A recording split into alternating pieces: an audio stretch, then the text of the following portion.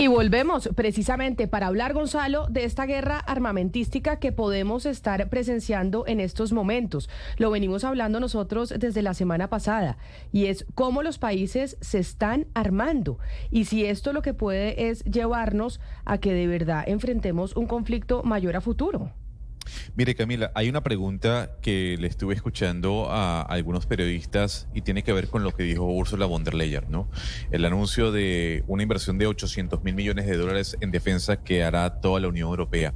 Esto con miras a frenar un poco el impulso de Rusia por querer conquistar otros territorios más allá que Ucrania. Y eso significa entonces que la Unión Europea ha entrado en una guerra. El aumento de 800.000 millones de dólares en defensa, el aumento del Producto Interno Bruto del bloque en compras armamentistas que seguramente le caerán en su gran mayoría a los Estados Unidos y ahí Donald Trump saldrá ganando, es porque Europa entró en guerra con Rusia o al menos está a un paso de que eso ocurra. Esa es la gran pregunta que se hace en el día de hoy desde el viejo continente. Y esa pregunta se la podemos hacer, si le parece, a Sir Richard Shirreff, que es o fue vicecomandante supremo de la OTAN en Europa, precisamente de este Tratado del Atlántico Norte, y quien nos atiende hasta ahora desde el Reino Unido. Sir Shirreff, thank you so much for being with us in Blue Radio. It's a pleasure talking to you. Thank you very much for having me. Así que quiero preguntarle al señor Shirreff si le parece, Gonzalo, pues precisamente eso, si él cree que Europa se está preparando para la guerra. Sir Shirreff, do you think Europe is preparing for war after we listened what Ursula von der Leyen said this morning and what is happening in the continent? Do you think what is happening right now is that the region is preparing for a war maybe with Russia? What I think is happening is Europe finally getting the message that it has to be prepared for the worst case, which is war with Russia, in order to prevent war with Russia. Because the only way Russia is going to be stopped is if it believes that it cannot win. And at the moment, what is happening is that, by the look of things, President Trump of the USA is effectively giving Putin what he wants. So he thinks he's going to win. So Europe has to operate, has to stand up, has to be prepared for the worst case. Lucas, ¿qué nos dice el señor Shirreff, Sir Shirreff? Que yo no sé si le digo Sir o le digo General. Ahorita le pregunto que cuál de las dos le digo. Justo tenía esa duda también, Camila. Lo que dice es que finalmente está sucediendo algo que debió haber pasado hace mucho rato, y es que Europa está recibiendo el mensaje de que tiene que estar preparada para el peor de los casos. Ese peor de los casos es lo que usted le preguntaba, una guerra con Rusia, y nos dice que la única forma de evitar una guerra con Rusia es que Rusia crea que no puede ganar, pero que en este momento lo que está pasando es que Donald Trump, el presidente estadounidense, le está dando a Putin todo lo que quiere, y en este momento pues Rusia ¿qué cree? Que puede ganar. Before we continue in the interview, I wanted to ask you, how should I call you, Sir Shirreff or General Shirreff? I'm very happy with Richard, but I guess if formally it should just call me General. How about that? Oh, okay, that's perfect. Thank you, General. So, General, you said, y le voy a preguntar, que él dijo que Donald Trump le está dando a Rusia lo que él quiere, y Elon Musk dijo que Estados Unidos debería salirse de la OTAN. ¿Qué pasa si Estados Unidos se sale de la OTAN en todo este tema con Rusia y la guerra en Europa? General, you just said that Donald Trump, the president of the U.S., is giving Vladimir Putin what he wants. And Elon Musk said recently that the U.S. should drop out the NATO. What would happen in this conflict, in this situation with Europe, if that becomes a reality, if the U.S. drops out of the NATO? I think it is almost certain that the US, the United States of America, which for 76 years has been the key founding partner and the foundation of NATO, has already, in a sense, torpedoed NATO below the waterline by the behavior of America over the last 2 weeks. So NATO now the remaining members of NATO now have to think very hard about what security organization is going to follow, because I think it is certain that America will leave NATO. And that, of course, will leave a massive security gap in Europe and the transatlantic region. Esto que nos acaba de decir el general es muy delicado, Lucas, porque dice casi que es un hecho que Es un Estados hecho. Unidos se va a salir de la OTAN. Exactamente, nos dice pues que efectivamente es muy complicado, Camila, que Estados Unidos lleva 76 años siendo el socio clave, el socio fundador y básicamente como el faro, luz y guía de la OTAN. Nos dice efectivamente que es muy complicado, que estas 2 últimas semanas pues ya se ha visto una especie como de torpedeada del funcionamiento de la OTAN y que la gran pregunta ahora no es si Estados Unidos se va a salir, que para él Estados Unidos va a dejar la OTAN, sino ese hueco en la seguridad que va a quedar en Europa, que entonces va a ser la clave de qué tipo de organización va a recurrir Europa para su seguridad. Sí, en ese sentido le quisiera preguntar al general Sheriff sobre precisamente si se va a los Estados Unidos y se van de la OTAN, si Putin realmente se sentiría intimidado por la presión de la Unión Europea y del Reino Unido. General Sheriff, knowing what you told us about the U.S. leaving NATO after 76 years, do you think that Putin will be intimidated or nervous by the UK and also the European Union and all the recent actions that they have taken? Sorry, could you just repeat that? Do I think that Putin will be deterred, or do you think No, he'll be intimidated. nervous? Do you think that that's an intimidation? Do you think that is an intimidation for Putin? No. Well, it should be. I mean, to be honest, the only way Putin is going to be stopped is if he is intimidated, if he fears the consequences of a combined defense by the European members of NATO, plus, of course, Canada as well. So the whole point of this is that Putin is a dictator. He is determined to eliminate Ukraine from the map as a sovereign state. He is determined to build another Russian empire in Eastern Europe. And when he's finished with Ukraine, he will move on to other countries. And we've been here before in Europe between 1939 and 1945 with another dictator. But General, The the only way to question... treat dictators is to stop them through effective military deterrence, as well as political and economic deterrence. Yes, so the question, I think it would be if Europe is capable of doing that. That's a really important question. The answer is that Europe has got to make itself capable. In economic terms, Europe dwarfs, the combined GDP of Europe dwarfs that of Russia. But for too long, Europe has expected America to provide the muscle to defend Europe. So now this is the wake-up call for the nations of Europe, the NATO members of NATO, the NATO European members and Canada, that they now have to dig really deep. They have to change their mindset, and they have to find ways to replace America. This is a real challenge. I'm sure that Europe can step up to the mark, but it is going to take leadership, energy, political courage, and it's going to require major sacrifices to be made if that's to happen. But let's be optimistic. The British Prime Minister Keir Starmer has made a very good start leading the coalition of the willing in Europe. There are measures being put in place to raise money, large sums of money in the European Union for rearmament. So, and of course, Germany has transformed with the election of Friedrich Merz, who's already put in place the measures for Germany to increase defense spending really significantly through changes to the debt rules. So a real challenge.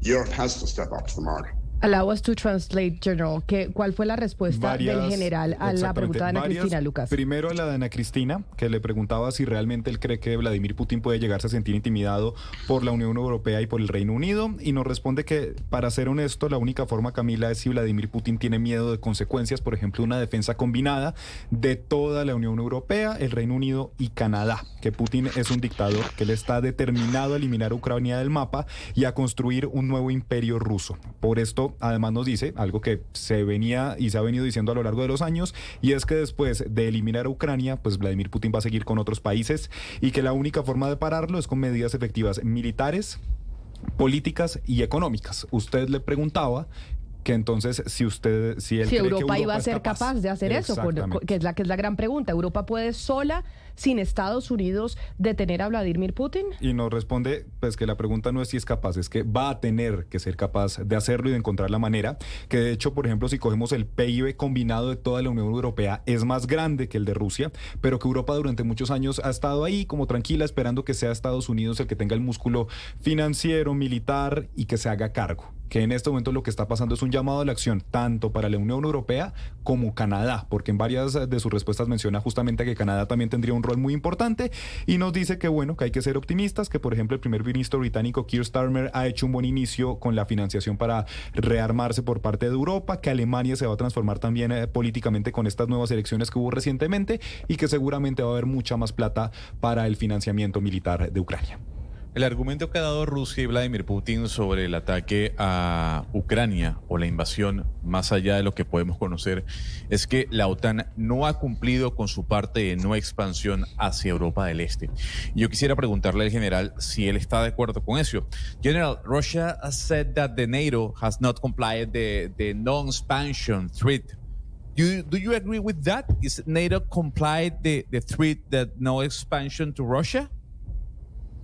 I do not. I do not believe that. I don't accept that. And for a start, Putin does not have any vote in the membership of NATO. The members of NATO are free, democratic countries that have met the criteria for NATO membership and voted by their own democratic processes to join the alliance. And once they have met the criterion, they have been admitted to the alliance, and they have joined the alliance, particularly the Eastern European members of NATO, because ultimately they know that only with the alliance and in the alliance can they be secure against Russia. Usted le preguntaba a Gonzalo, pues que Vladimir Putin y Rusia dicen que la OTAN no han cumplido con el compromiso de no expansión en países de Europa del Este. Nos responde el invitado que él no cree eso, que no acepta eso y que además Vladimir Putin pues no tiene por supuesto ningún voto ni ninguna opinión a dar en las membresías de la OTAN, que los miembros de la OTAN son países libres que pueden decidir quién entra y quién no, siempre y cuando se cumplan los criterios, y que lo que ha pasado es que los países de Europa del Este se han dado cuenta que la única forma de permanecer seguros frente a una amenaza rusa es justamente perteneciendo a la OTAN. Sí, el general nos decía hace unos minutos que pues que a la Unión Europea le toca ser suficientemente fuerte en caso de que todo esto pues salga adelante y que los Estados Unidos se retiren de la OTAN. Pero yo le quiero preguntar por ese tipo de defensa aérea que, por ejemplo, el gran productor es los Estados Unidos, la necesidad de estos, por ejemplo, los misiles Patriot que se producen en Estados Unidos. General, I would like to ask you about weapons, because you said that the European Union must be very strong in case the U.S. Left NATO. But the U.S. is the main producer of the missiles, the Patriot missiles and air defense. So how can how can they supply these kind of weapons, or how can they replace them? Is there another country that produce them? I mean, no, let me be clear. America leaving NATO, America stopping the supply of weapons to Ukraine leaves a very, very significant gap. Of course it does. So my point is that Europe has to get on and fill the gap, however difficult, however hard, however challenging. And I'm sure, I know that Europe has the ingenuity. The question is whether Europe has the time.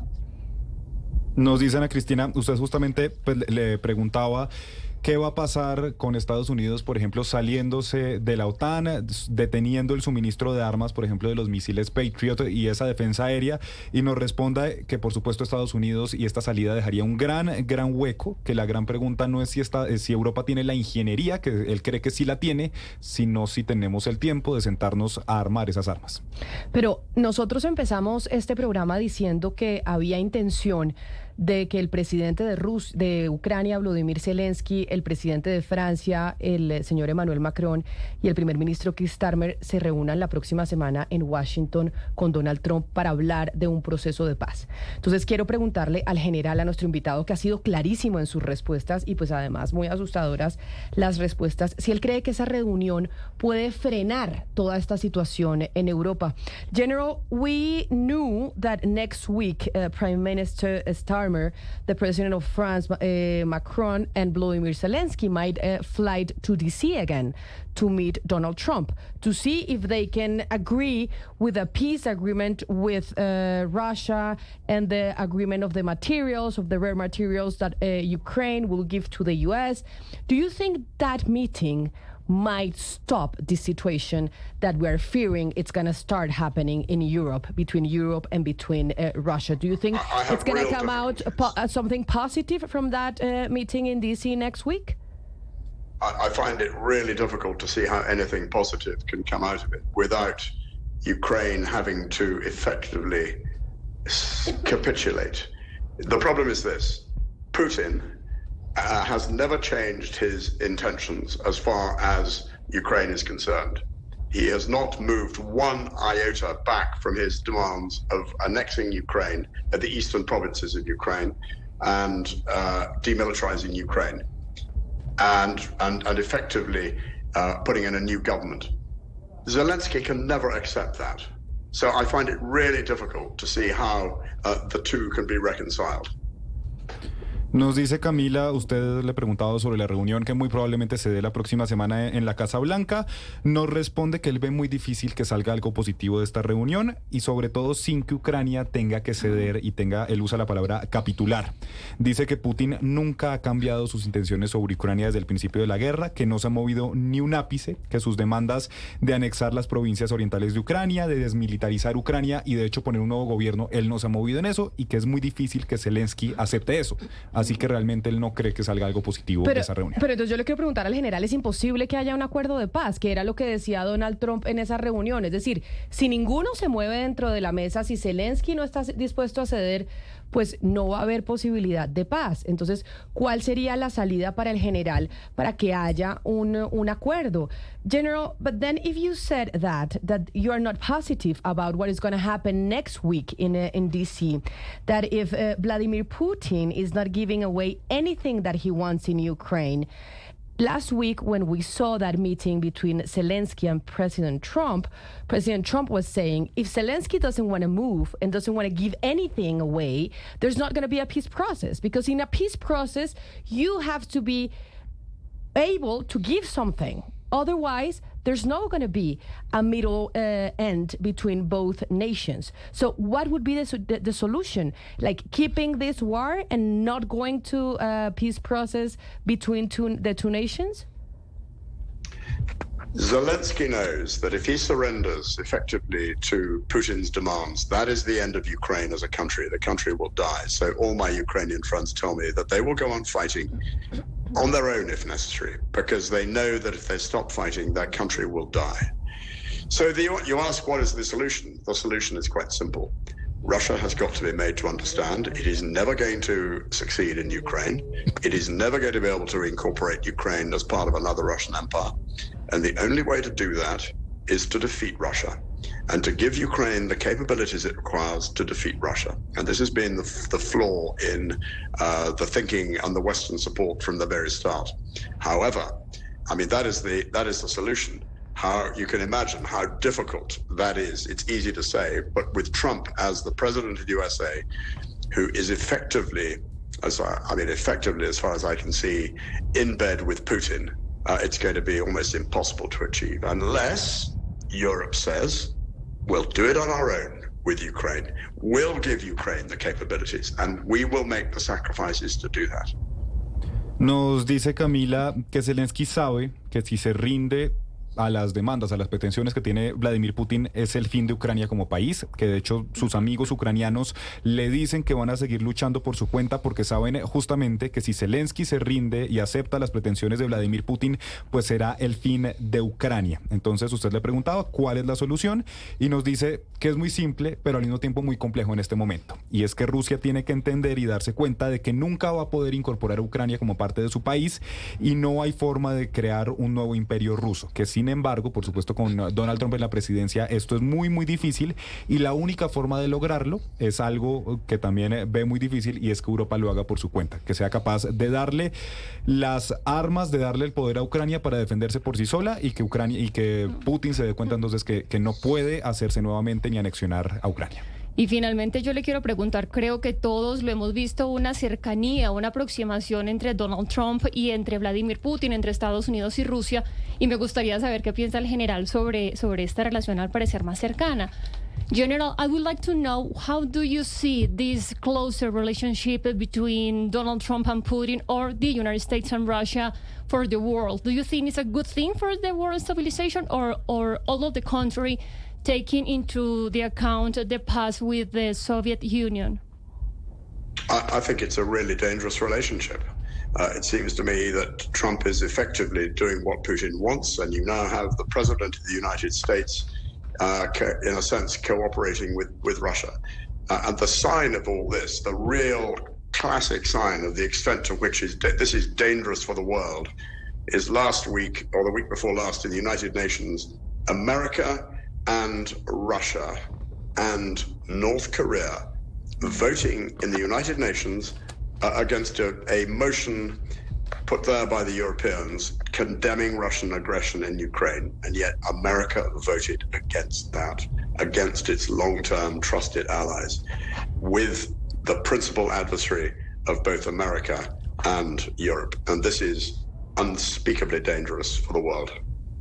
Usted le preguntaba a Jennifer sobre cómo ve esa relación cercana que estamos viendo en los últimos días entre Rusia y Estados Unidos y más particularmente entre Vladimir Putin y Donald Trump, y nos responde nuestro invitado que le parece muy muy peligrosa porque además da la impresión de que Trump está haciendo todo lo que Vladimir Putin quiere y pues de cierta forma ahora está el presidente de Estados Unidos alineado y cooperando con Rusia, y que la señal más clara de esto, de lo peligroso que puede llegar a ser para el mundo, es la votación que comentamos aquí en este programa en las Naciones Unidas hace 2 semanas, donde Estados Unidos, Rusia y Corea del Norte votaron en contra de una moción que presentaron los países europeos que justamente buscaba condenar la agresión rusa en Ucrania y que Estados Unidos sorpresivamente votó en contra. Voy a despedir al general y agradecerle por su tiempo y por haber sido tan amable también en las explicaciones.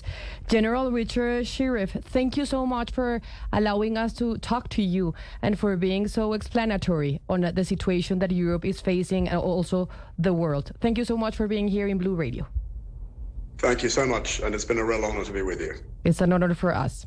11 de la mañana, 28 minutos. Bueno, señor Gonzalo, este señor Sheriff, que es un general que estuvo al frente de la OTAN hasta el 2014, tiene una hoja de vida militar impresionante. Sí, señora.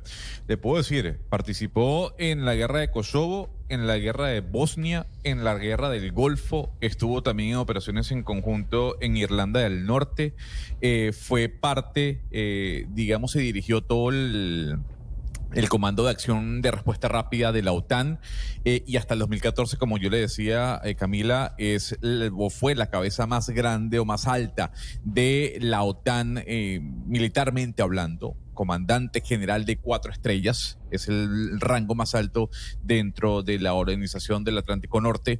Y luego de eso, Camila, luego de su retiro en el año 2014, pues es una persona que ha estado asesorando a gobiernos, sobre todo al gobierno británico, tiene la distinción de Sir, es un caballero.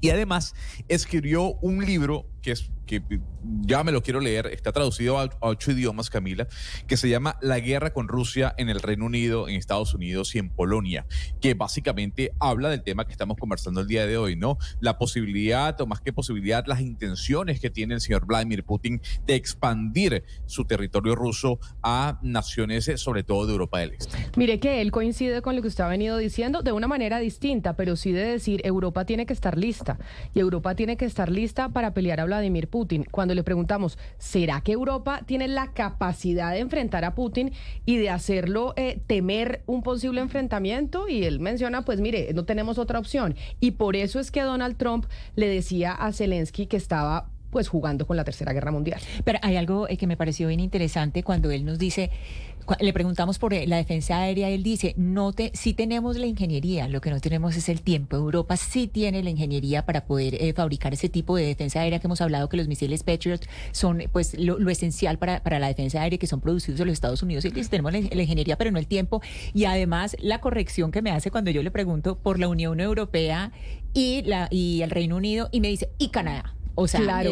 Ese Canadá lo puso con mayúsculas. Pero por eso es tan importante, Ana Cristina, esa rueda de prensa ayer de Justin Trudeau. Claro. Por eso el discurso de Trudeau fue tan importante. Porque Canadá, que es vecino de los gringos, está diciéndole a Trump, mire señor, usted nos está declarando una guerra comercial y aquí nosotros pues también somos aliados de Europa. Ellos hacen parte del Commonwealth. ¿Todavía hace parte Canadá del Commonwealth o no? Sí, todavía. Sí, claro. Y de hecho, en todas las fotos que usted ve de la Unión Europea con el Reino Unido, también está ahí Justin Trudeau en ese grupo del Commonwealth.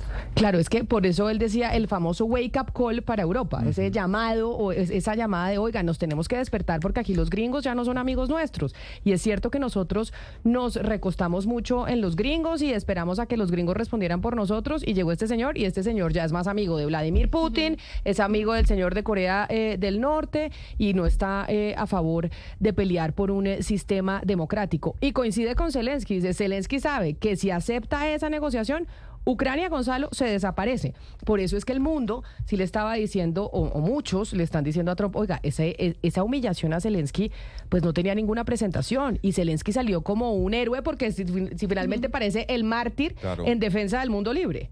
Pero habrá que ver entonces cuál fue la conversación que tuvieron el señor Macron y el señor Stammer con Zelensky, ¿no? Porque si los tres han decidido ir a Washington y Zelensky el día de ayer le pide disculpas a los Estados Unidos, es porque hay un interés real de que se logre alguna paz, condicionada sobre todo por el tema de las tierras raras.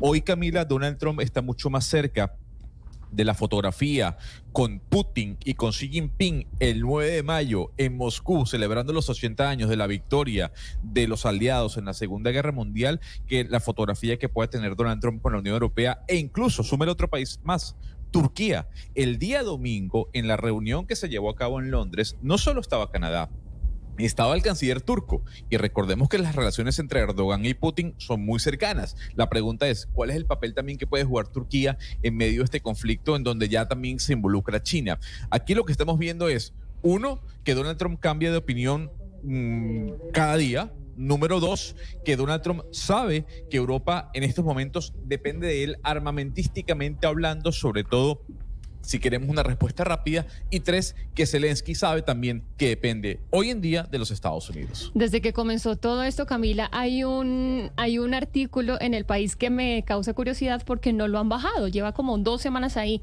y el título es Trump obliga a la Unión Europea a adaptarse al siglo XXI.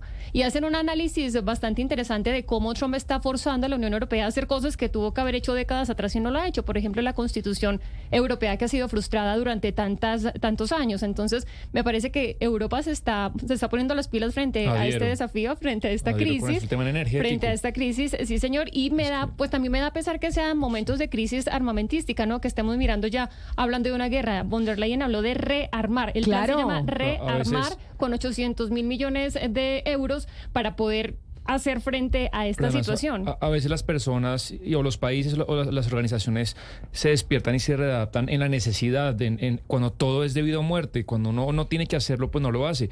Y ustedes pues hablaron largamente con el señor de la OTAN, pero en el tema energético, si Europa le sigue comprando gas a los rusos, esa es una realidad. ¿Por qué? Porque no es autosuficiente. En el tema de inteligencia artificial y de innovación, ¿quién innova hoy en día en el mundo? Estados Unidos y China, Europa no. Entonces, pues ojalá no sea con sangre, pero me parece que es una buena hora para que una Europa que lleva 15 años económicamente en decadencia, pues se despierte. Pues porque, y culpan mucho a Angela Merkel, ¿no? Que era la líder de Alemania en su momento cuando decidió hacer ese acuerdo con Vladimir Putin, empezar a comprarle más gas, porque ella es la que empieza a comprarle más gas, porque confió en Putin. Es que confió, es que Angela Merkel hizo lo que está haciendo Trump. O sea, como bueno, sentémonos, nos podemos poner a negociar, este tipo no va a hacer esto otra vez. Y eso es lo que le reclaman a la No Merkel. aprenden. Es que ella confió en él y lo mismo Barack Obama. Entonces, ahora eso es lo que quiere Trump y es lo que toda Europa le está diciendo, pero ¿cómo vamos a confiar en este tipo si ya lo hicimos y lo está volviendo a hacer? Sí, aprenden las lecciones. Mire, Camila, un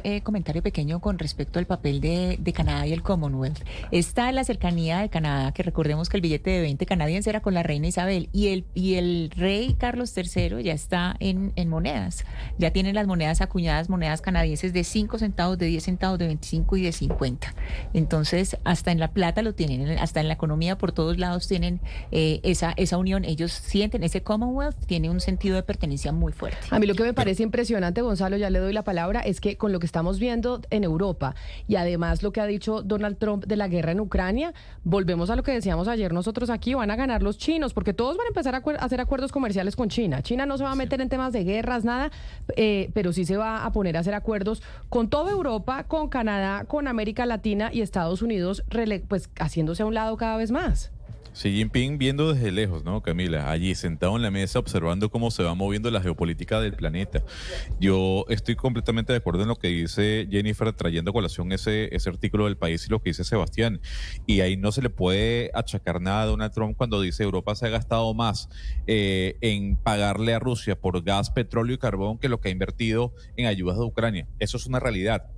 Europa le ha dado en 3 años de invasión a Rusia 200.000 millones de euros a el gobierno de Vladimir Putin. Entonces Europa, mientras por un lado ahora dice hay que salvar a Ucrania, por el otro lado también es una realidad pero que durante hay 3 que, años ha oxigenado. Deberíamos Camila, mirar, Gonzalo, pero venga, le digo una cosa, deberíamos mirar los países, porque por ejemplo España no le compra a Rusia, ¿Cómo ¿o sí? que no? Porque Claro España que, en términos energéticos le compra al por norte de supuesto. África. No, señora, le puedo traer un número y mostrarles cómo España es el segundo país de Europa que más le compra gas licuado a Rusia. Claro, pero en términos energéticos no, o mejor dicho, entiendo, pero sería interesante ver ese mapa.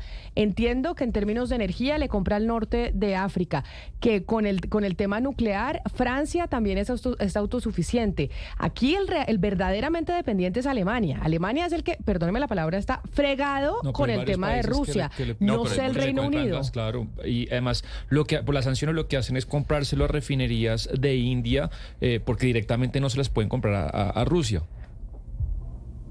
Bueno, Ahí fíjese que le estoy pasando un cuadro para el equipo de producción para mostrarle la inversión que ha tenido la Unión Europea frente a la compra de gas, de carbón y de petróleo a Rusia. Mire la diferencia. Es que mire el tamaño de inversión que ha dado la Unión Europea o que le ha dado a Rusia. Es que básicamente le han dado un oxígeno a Vladimir Putin. ¿Por qué? Porque, Camila, hay que destacar, el bloque europeo le ha lanzado más de 15 bloques, valga la redundancia, de sanciones a Rusia, pero nunca han hablado del tema de la compra de gas y de petróleo, y mucho menos de carbón. Entonces, por un lado, sí, sancionan a Rusia con el tema de SWIFT. Claro, pero venga, le digo una cosa. Dígame si usted es dependiente energéticamente, ¿qué hace? Apaga, le dice a la gente, no prenda la calefacción, no prende la luz. ¿Qué hace? Es que creo que está mal puesto por Gonzalo, porque él dice, España le ha dado mucha plata a Putin para la guerra, ¿no? O se la ha comprado porque necesita energía y se la vende a Rusia. No, pero si es consecuente, compre la yo otra. creo que no hay muchas opciones. Es que no oxigenando a Rusia. No, pero es que es muy fácil decirlo así. Cuando usted es un líder y dice, entonces, ¿qué? ¿Que se quede sin calefacción la gente? ¿Que se quede sin poder prender la luz? ¿En el invierno que se congelen? Es que eso era lo que sabía Rusia. Que se congelaban los europeos si no les cobraban. Si no se es consecuente. Pero por esa razón, pero mire, por esa razón es que Zelensky le dice a los gringos y le dice a los europeos, señores, los que estamos poniendo el pecho en esta guerra somos nosotros, porque nosotros no somos los que nos estamos muriendo, porque ustedes siguen calentitos en las casas mientras compran el Camila, gas. Ahí es cuando yo creo que se ha equivocado de echarle toda la culpa a este contexto a Donald Trump, que ese es un poco lo que yo peleo acá. Hay un contexto general profundo que no se puede a Europa quitarle ninguna responsabilidad. Listo, compra energía, pero porque usted se quedó sin energía para ser autosuficiente. Pues es que la gente le echa la culpa a Donald Trump porque Estados Unidos estaba teniendo otro tipo de política frente a la guerra en Ucrania y él llegó y la cambió. Se volteó. Por eso es que Pero la gente si está esto es sostenible, responsabilizando a Donald Pero Trump esto de es eso. sostenible, este modelo es sostenible, digamos, es que es muy fácil decirlo desde acá. Pues por Yo eso, creo que no es por sostenible. eso el señor que acabamos de tener dice que no hay otra opción. Ah, bueno. Esa es precisamente la respuesta. Se le echa la culpa a los Estados Unidos por el cambio de política abrupto, porque hasta que estaba el señor Joe Biden había una política de cómo se iba a manejar el conflicto y aquí se cambió. Claro, pero claro que se cambió, pero es que hay cosas que no pueden durar eternamente. Es decir, usted no puede seguir financiando a su invasor. Y usted me dice, pues pague energía más cara a otro y no financie a su invasor. Yo no sé, y sería interesante saberlo, si Europa estaba buscando, en medio de esa dependencia energética que tenía de Rusia, otras alternativas para disminuir esa dependencia energética. No lo sé, porque de pronto Europa no podía de un día para otro decirle a la gente, ya no cocine más, ya no prenda la calefacción, muérase del frío y no prenda la luz. No, pues Alemania cerró las plantas nucleares, por ejemplo, y se volvió totalmente dependiente. En la época de Angela Merkel, no en esta época. Cuando empezó la guerra, dijeron, ¿será que evaluamos lo de prender las plantas nucleares otra vez? Defensa de Europa, es que lo que digo es, no se puede ser así de tajante y decir, no, es que Europa debió haber hecho esto. No, claro que debió haber hecho muchas cosas, pero acá se está responsabilizando a Estados Unidos por el cambio de política de un día para otro. Que inclinó de la un balanza día para otro. Rusia. Trump inclinó la balanza, es decir, no la igualó, que hubiéramos podido esperar una negociación un poco más de tú a tú, pero es que Trump inclinó la balanza hacia Rusia y no hay nada que hacer. Por eso Europa se está poniendo que con todas las fallas que ha tenido, que estoy de acuerdo con usted, por supuesto ahorita tiene que ponerlo. Sí. No, pero ¿cómo si acabamos de oír al señor que le acaba de señalar, a nuestro invitado? Me parece que muy poco. Bueno. No. O sea, es que les fascina ese discurso, que es que nadie señala los errores de los otros, que solo se están señalando los errores de Donald Trump, y eso no es cierto. Pero ese es el discurso que le encanta a los políticos, a Donald Trump, a Elon Musk, de decir, es que los medios no hacen sino mirar solo para un lado y no para el otro. Es el discurso que les fascina, es lo que se ve en redes sociales todo el tiempo. Claro, en el algoritmo que muestra Musk. Eso es en el algoritmo que muestra Musk, que estamos todos ahí. Es bajo mi criterio, que pueda ser equivocado, pero es bajo mi criterio. Claro, por eso digo, es esa narrativa que yo no comparto y que es la que están compartiendo desde ese lado constantemente desde hace mucho tiempo. Pero digo, es que se está responsabilizando porque de un día para otro se cambió esta situación y podríamos literalmente estar enfrentando la Tercera Guerra Mundial. Ese es el riesgo que podemos estar enfrentando en estos momentos en el mundo. Pero